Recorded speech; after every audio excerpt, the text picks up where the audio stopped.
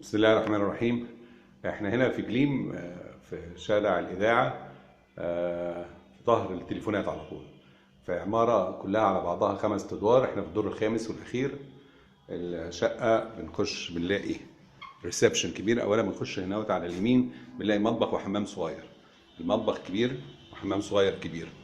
المطبخ متوضب إلى حد كبير، سيراميك لغاية السقف، والمطبخ واسع. الشقة مقفولة مدة كبيرة، وبعدين المطبخ منور شبابيك كده، هو شباك زي العسل، وهنا هو باصص على التليفونات، وشارع بوير قدامك اهوت، وبنك عودة قدامك.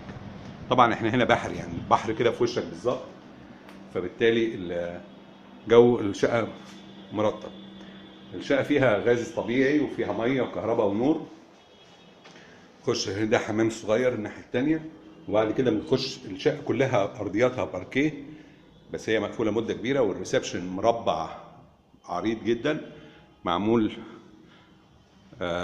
كل شبابيكه بانوراما، بص على نفس الفيو اللي هو التليفونات بحري.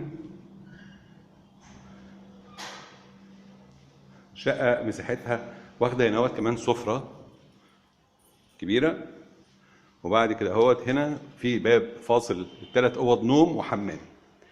ده الحمام الكبير،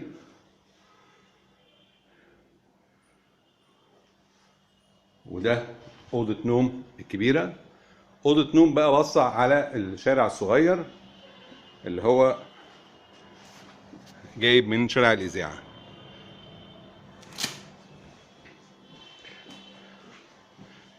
كل الخشب، كل الأرضيات خشب سويدي، وزي ما انت شايف كده كويسة، والناحية التانية باركيه. وبعد كده هنا في أوضتين نوم واخدين بلكونة كبيرة قوي واسعة. البلكونة ماسكة الأوضتين نوم التانيين، أوضتين النوم التانيين. دي أوضة النوم التانية. وبعد كده اهو احنا نرجع هنا على باب الشقة تاني. الشقة معزولة بخرسانة مسلحة فوق هنا اهوت، بانية صاحبة الشقة 1.5 متر خرسانة عشان تفصل تماما وتعمل عازل بالخرسانة، مش عازل فقط كيماوي، لا ده عازل خرسانة. الشقة مساحتها 180 متر، معروضة للبيع. وناحية دي هنا اهوت برضو ده الشباك اللي في الأوضة ديت باصص بحري برضو. عينك لإدارة الأملاك، حسين أبو شرف.